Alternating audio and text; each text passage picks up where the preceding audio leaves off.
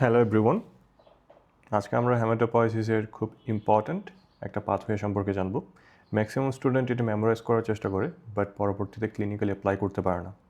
যদি আমরা লজিকটা বুঝতে পারি, দেন আমরা বুঝতে পারবো যে একটা ব্লাড সেল কোন জায়গা থেকে আসতেছে।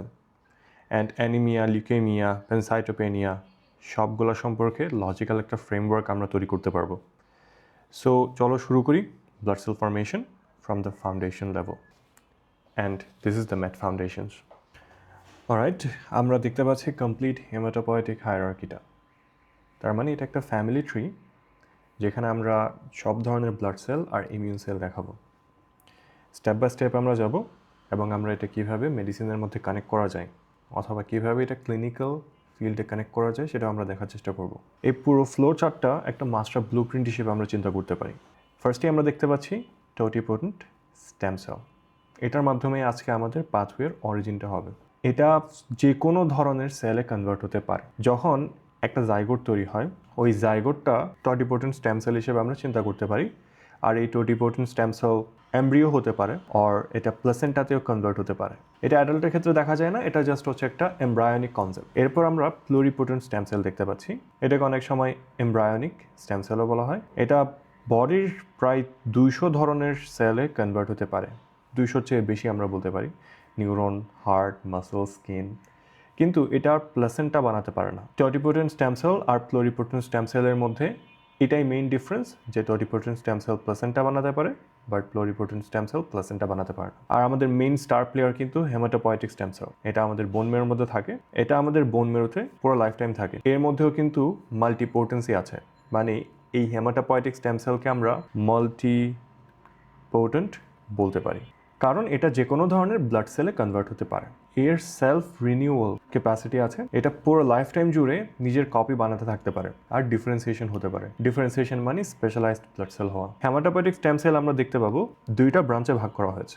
প্রথমটা হচ্ছে কমন মাইলয়েড প্রোজেনিটর অথবা সিএমপি, আর বাকিটা হচ্ছে common lymphoid progenitor or CLP. এখানে স্টেম সেল বলা হচ্ছে, অনেক সময় প্রোজেনিটরও বলা হয়। যখন আমরা কমন মাইলয়েড স্টেম সেল বলবো, এটার জন্য আমাদের মনে রাখতে হবে এটা ইনেট ইমিউনিটির একটা ব্রাঞ্চ। আমাদের মনে রাখতে হবে এটা ইনেট ইমিউনিটি আর সাপ্লাই ব্রাঞ্চ।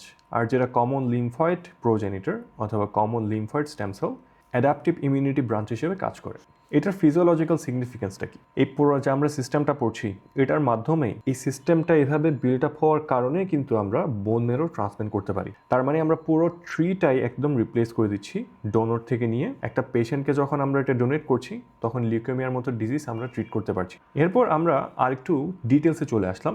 এই যে আমরা যেটা মাইলয়েড স্টেম সেল পড়ছিলাম, সেটা এখানে দেখানো হচ্ছে। মাইলয়েডের মধ্যে আমরা দেখতে পাবো যে আরবিসি তৈরি হয়, প্ল্যাটেলেট তৈরি হয়, গ্র্যানুলোসাইট মনোসাইট ফর্মেশন হতে পারে, ইওসিনোফিল ফর্মেশন হতে পারে। যেটা আরবিসি লাইন মানে এখানে এরিথ্রোপয়েসিস হয়, আর এটা ড্রাইভারকে, অর্থাৎ এখানে ইরিথ্রোপয়েটিন হরমোন হিসেবে কাজ করতেছে এবং কিডনি এই ইরিথ্রোপয়েটিনটা তৈরি করে। আর যেটা প্ল্যাটেলেট লাইনের জন্য কিন্তু ড্রাইভারটা থ্রম্বোপয়েটিন, যেটা লিভার থেকে তৈরি হয়।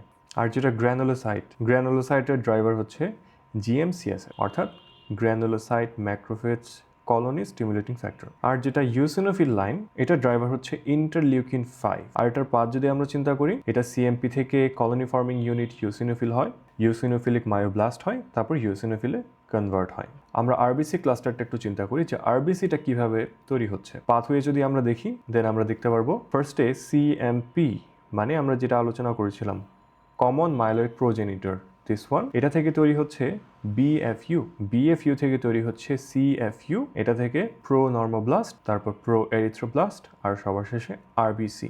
এই আরবিসি ক্লাস্টার এটা রেড ব্লাড সেলের একটা ফ্যাক্টরি হিসেবে কাজ করে। এখন যদি কখনো কিডনি ফেলিয়ার হয়, তখন আমরা দেখতে পাবো যে এরিথ্রোপয়েটিন তৈরি হচ্ছে না, আর অ্যাজ এ রেজাল্ট অ্যানিমিয়া তৈরি হবে। আর এই প্রবলেমটা দূর করার জন্য আমরা মাঝে মধ্যে এরিথ্রোপয়েটিনের বিকল্প হিসেবে সিনথেটিক একটা ড্রাগ ইউজ করি, যেটার নাম হচ্ছে epoetin alfa. Now talking about platelet line or platelet cluster কেন বলা হচ্ছে? কারণ এই প্ল্যাটিলেট ক্লাস্টার থেকে কিন্তু প্ল্যাটিলেট তৈরি হয়। আমরা আগেই বলেছি যে লিভার থেকে যে থ্রোম্বোপয়েটিনটা তৈরি হয়, সেটাই এখানে কি রেগুলেটর অথবা ড্রাইভার হিসেবে কাজ করে। অর্থাৎ এই লিভার যখন অর্ডার দিবে, তখন প্ল্যাটিলেট তৈরি হবে। First of all common myeloid progenitor থেকে সিএফইউ মেগা তৈরি হবে। এখানে সিএফইউ মানে কলোনি ফর্মিং ইউনিট, অর্থাৎ কলোনি ফর্মিং ইউনিট মেগা যেটা, ওইটা থেকে কিন্তু প্ল্যাটিলেট তৈরি হবে। So colony forming unit mega থেকে মেগা ক্যারিওব্লাস্ট তৈরি হচ্ছে, তারপর মেগা ক্যারিওসাইট তৈরি হয় এবং সর্বশেষ প্ল্যাটিলেট তৈরি হয়। এই মেগা ক্যারিওসাইট জিনিসটা আমাদের একটু বুঝতে হবে। এটা একটা জায়েন্ট সেল যেটা আমাদের বোন ম্যারোতে থাকে, আর এই মেগা ক্যারিওসাইট ভেঙে যায়। মেগা ক্যারিওসাইট ভেঙে যে ফ্র্যাগমেন্টগুলো তৈরি হয়, এই ফ্র্যাগমেন্টগুলো অথবা এই পিসগুলোকে আমরা প্ল্যাটিলেট বলি। প্ল্যাটিলেট লাইনের মধ্যে যদি কোনো প্রবলেম হয় তাহলে থ্রম্বোসাইটোপেনিয়া হবে, অথবা থ্রম্বোসাইথেমিয়াও হতে পারে। যদি থ্রম্বোসাইটোপেনিয়া হয় তাহলে ব্লিডিংয়ের রিস্ক বেড়ে যায়, আর যদি থ্রম্বোসাইথেমিয়া হয় তাহলে ক্লটিংয়ের রিস্ক অনেক বেড়ে যায়। আর এরপর অবভিয়াসলি আমাদের গ্র্যানুলোসাইট মনোসাইট লাইন সম্পর্কে জানতে হবে, যেটাকে অনেক সময় মাইলোপোয়েসিসও বলা হয়। এটার জেনারেল যে জেনারেল ড্রাইভারটা আমরা আগে পড়েছি জিএমসিএসএফ। জিএমসিএসএফ মানে granulocyte macrophage colony stimulating factor. আমরা যে হোয়াইট ব্লাড সেলগুলো পড়ছি এদের সবসময় রেডি থাকতে হয় যে কোনো ধরনের ইনফেকশন অথবা স্ট্রেস কমব্যাট করার জন্য, এবং এটা আমাদের বডির সব জায়গাতে থাকে। এপিথেলিয়াল সেল অথবা ফাইব্রোব্লাস্ট, এখানের মধ্যে কলোনি স্টিমুলেটিং ফ্যাক্টর জিএমসিএসএফ থাকে। আর এই কলোনি ফর্মিং ইউনিট জি অথবা এম, এটা দুইটা সাবলাইনে বিভক্ত হয়। প্রথম সাবলাইনকে আমরা চিন্তা করতে পারি নিউট্রোফিল লাইন, যেটা শুরু হয়েছে সিএফইউ জি দিয়ে। এখানে জি মানে গ্র্যানুলোসাইট। যেহেতু নিউট্রোফিলের গ্র্যানিউল আছে অথবা যেসব রক্তকণিকার নামের শেষে ফিল থাকে তাদেরকে আমরা গ্র্যানুলোসাইট বলতে পারি। এই কারণে এটা শুরু হয়েছে সিএফইউ গ্র্যানুলোসাইট থেকে। গ্র্যানুলোসাইট পরবর্তীতে মাইলোব্লাস্ট হয়, তার মানে এটা র্যাপিডলি ডিভাইড করছে, সর্বশেষ এটা গ্র্যানুলোসাইটে কনভার্ট হয়। আর এখানে জিসিএসএফ দিয়ে বোঝানো হচ্ছে এটা একটা স্টিমুলেটিং ফ্যাক্টর হিসেবে এখানে কাজ করছে। সেকেন্ড লাইনটা হচ্ছে সিএফইউএম, অর্থাৎ কলোনি ফর্মিং ইউনিট ম্যাক্রোফেজ অথবা মনোসাইট লাইন। এখানে কলোনি ফর্মিং ইউনিট এম থেকে মনোব্লাস্ট তৈরি হচ্ছে, মনোব্লাস্ট থেকে মনোসাইট, আর সবার শেষে ম্যাক্রোফেজ তৈরি হচ্ছে। আর এখানে ড্রাইভার হিসেবে কাজ করছে এমসিএসএফ, অর্থাৎ ম্যাক্রোফেজ অথবা মনোসাইট কলোনি স্টিমুলেটিং ফ্যাক্টর। আর সবার শেষে আমরা যেটা এখনো বলিনি সেটা হচ্ছে ইউসিনোফিল লাইন।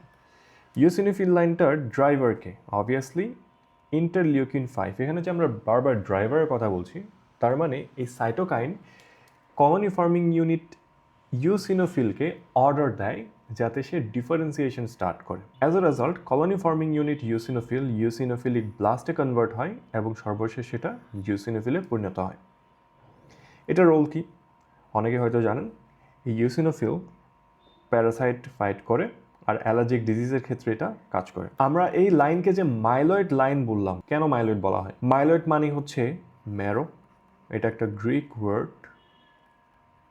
এবং যখন এটা ফার্স্ট অফ অল ডিসকভার করা হয়েছিল তখন এটাকে সবসময় এমনভাবে ডিসকাস করা হতো, এমনভাবে ইন্ট্রোডিউস করা হতো যে এটা বোন ম্যারোতেই তৈরি হচ্ছে। আর যখন এটা ফার্স্ট স্টাডি করা হচ্ছিল তখন দেখা যেত যে এখানে গ্র্যানিউল থাকে। এটাই নেমিংয়ের পেছনে history. After that now lymphoid line অথবা লিম্ফয়েড সাইট। লিম্ফয়েড লাইনের মধ্যে কি হচ্ছে? এই লিম্ফয়েড লাইনের মধ্যে কিন্তু আমরা দেখতে পাবো এটা ইনএটের পার্ট না, এটা লং লাস্টিং একটা ইমিউনিটি যেটা স্পেসিফিক, এবং এটা আমাদের বডি লার্ন করে থাকে, শিখে থাকে। এটার মধ্যেও কিন্তু একটা কমন লিম্ফয়েড স্টেম সেল অথবা কমন লিম্ফয়েড প্রোজেনিটর থাকবে। এটা মেইনলি 3 ধরনের সেল টাইপ তৈরি করে। একটা হচ্ছে বি সেল, টি সেল আর একটা এনকে সেল। বি সেলটা বোন ম্যারোতে ম্যাচিওর হয়, টি সেলটা থাইমাসে ম্যাচিওর হচ্ছে, আর এনকে সেল যেটা আছে, এনকে সেল মানে ন্যাচারাল কিলার সেল। এটা আরও সিম্পল একটা লিনিয়েজ যেটার প্রিকার্সার অথবা প্যারেন্ট টি সেলের সাথে মিল আছে, এবং এই ন্যাচারাল কিলার সেল কিন্তু বোন ম্যারো আর লিম্ফ নোডের মধ্যে ম্যাচিওর হয়। তার মানে সে বোন ম্যারোতে তৈরি হয়, আবার লিম্ফ নোডে ম্যাচিওর হতে পারে, বোন ম্যারোতে ম্যাচিওর হতে পারে। কিন্তু বি সেল বোন ম্যারোতে হলেও টি সেল কিন্তু বোন ম্যারোতে ম্যাচিওর হয় না, সে থাইমাসের মধ্যে গিয়ে ম্যাচিওর হয়। এখন আমরা প্রত্যেকটার পাথটা আর একটু ফার্দার ব্রেকডাউন করে পড়ব। ফার্স্ট অফ অল কমন যে লিম্ফয়েড প্রোজেনিটর অথবা কমন লিম্ফয়েড স্টেম সেল, সেটা প্রো বি সেলে কনভার্ট হয়। প্রো বি সেল থেকে সেটা বি লিম্ফোসাইট হয়ে যায়। এই বি লিম্ফোসাইটটা কিন্তু নাইফ। এটাকে নাইফ কেন বলছি? কারণ এটা এখনও তার চারপাশের অ্যান্টিজেন সম্পর্কে অবগত না। কোন ধরনের ভাইরাস ব্যাকটেরিয়া প্রবেশ করছে সেটা সম্পর্কে তার কোনো আইডিয়া নেই। তার মানে সে কোনো ধরনের এডুকেশন এখনো পায় নাই। যখন ইনফেকশন হয়, ইনফেকশন হওয়ার সাথে সাথে এই বি সেলটা অ্যাক্টিভেটেড হয়ে যায়, প্রলিফারেট করে, এবং সে প্লাজমা সেলে কনভার্ট হয়। আর এই প্লাজমা সেলকে আমরা অ্যান্টিবডি ফ্যাক্টরি বলতে পারি। এই plasma sell millions of antibody প্রত্যেক সেকেন্ডে পাম্প করতে থাকে, আর এটাকে আমরা হিউমোরাল ইমিউনিটি বলি। আর কিছু বি সেল তৈরি হয় যেটা মেমোরি বি সেল হিসেবে থাকে। তাদের কাজ এই যে একটা ইনফেকশন হলো এটা মেমোরাইজ করে রাখা, যাতে নেক্সট টাইম সময় কম লাগে। আর এটার একটা খুব ইম্পর্ট্যান্ট প্যাথোলজিক্যাল সিগনিফিকেন্স আছে। যখন আমরা বলি মাল্টিপল মায়োলোমা, এই মাল্টিপল মায়োলোমাটা কিন্তু প্লাজমা সেলের একটা ক্যান্সার। আর লিম্ফোমা যেটা আছে, লিম্ফোমাটা হচ্ছে এই বি সেলের ক্যান্সার। লিম্ফোমার একটা এক্সাম্পল হতে পারে নন হজকিন। আর সবার শেষে টি সেল ক্লাস্টার সম্পর্কে আমাদের আলোচনা করা দরকার। টি সেলটা অবভিয়াসলি কমন লিম্ফয়েড প্রিকারসর থেকে আসছে এবং সেটা প্রো টি সেলে কনভার্ট হয়, তারপর সেটা থাইমাসের মধ্যে মাইগ্রেট করে, অর্থাৎ বোন মেরো থেকে থাইমাসে চলে যায়, যেখানে তাকে এডুকেটেড করা হয় এবং থাইমাসকে শেখানো হয় যে আমার বডির মধ্যে কোন অ্যান্টিজেনটা নিজের, অর্থাৎ সেলফ অ্যান্টিজেন কোনটা আর কোনটা নন সেলফ। এটা খুবই দরকার, খুবই ইম্পর্ট্যান্ট, কারণ সে যদি এটা আলাদা করতে না পারে, সে আমার বডির নিজস্ব যে অ্যান্টিজেনটা থাকে সেটাকে সে অ্যাটাক করতে থাকতে পারে। এটার দুইটা মেজর সাবটাইপ আছে, একটা হচ্ছে হেল্পার টি সেল অথবা CD4+, আর একটা হচ্ছে সাইটোটক্সিক টি সেল অথবা CD8+। এই হেল্পার টি সেল এটাকে আমরা জার্নাল হিসেবে বলতে পারি, কারণ তারা পুরো ইমিউন সিস্টেমটাকে কোঅর্ডিনেট করেন। এই CD4 সেল কিন্তু বি সেলকে অ্যান্টিবডি বানানোর ক্ষেত্রে হেল্প করে থাকে, আর সে ম্যাক্রোফেজকেও কিন্তু অ্যাক্টিভেট করে। আমরা যখন এইচআইভির কথা বলি, এইচআইভি এই CD4 সেলকে ডিস্ট্রয় করে দেয়।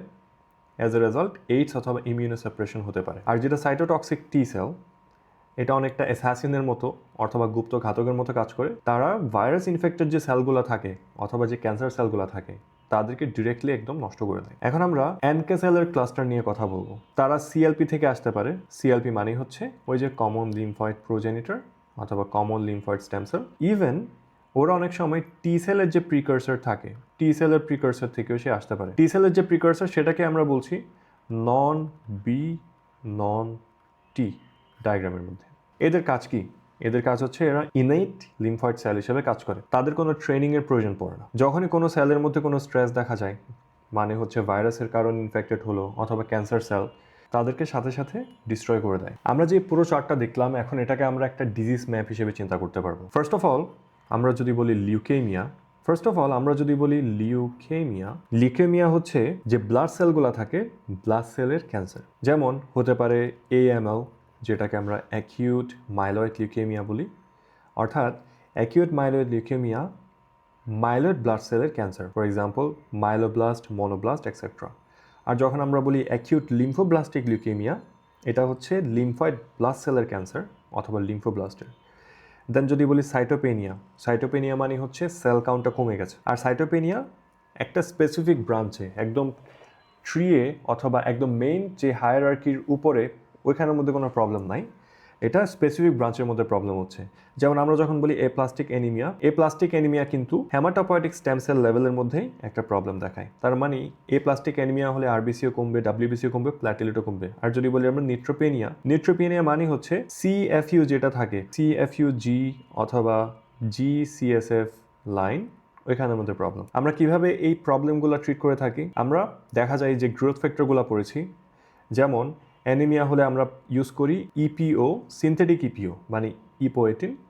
আর যদি নিউট্রোফিলের প্রবলেম হয়, কেমোথেরাপি দেওয়ার পর নিউট্রোফিল কিন্তু নষ্ট হয়ে যায়, তখন আমরা ইউজ করি ফিলগ্রাস্ট্রিম, যেটা একটা সিনথেটিক গ্রোথ ফ্যাক্টর। আর প্ল্যাটিলেট বুস্ট করার জন্য আমরা ইউজ করব রমিপ্লোস্টেম, যেটা অনেকটা TPO অথবা থ্রোম্বোপয়েটিনকে মিমিক করে থাকে। Now after all this discussion, আমরা যদি একটা বিগ পিকচার চিন্তা করি, দেন আমরা বলতে পারি মাইলয়েড যে সাইটটা আছে, myeloid site is equal to innate immunity. That means এটা ফাস্ট এবং নন স্পেসিফিক, কোনো মেমোরি নাই, এবং এটা ইনিশিয়াল ডিফেন্স হিসেবে কাজ করবে। আর যেটা লিম্ফয়েড সাইট, সেটা অ্যাডাপটিভ ইমিউনিটির পার্ট হবে। এটা খুবই স্লোলি স্টার্ট হয়, খুবই স্পেসিফিক, এবং এটা টার্গেটেডভাবে, এডুকেটেডভাবে সবসময় ডিফেন্সের পার্ট হিসেবে কাজ করে। এই চার্টটা জাস্ট একটা নামের লিস্ট ছিল না, এটা পুরো একটা ওয়ারিং ডায়াগ্রাম আমাদের যে ব্লাড এবং ইমিউন সিস্টেম আছে সেটার। যখন আমরা একটা অ্যাবনর্মাল ল্যাব ভ্যালু দেখতে পাবো, তখন আমরা বুঝতে পারবো যে এটা এই পুরো চার্টের কোন ব্রাঞ্চের মধ্যে প্রবলেমের কারণে হয়েছে। And that's how you start thinking like a diagnostician. If you like the video, please drop a comment, like, subscribe, and see you in the next video. দেখা হবে। Thank you.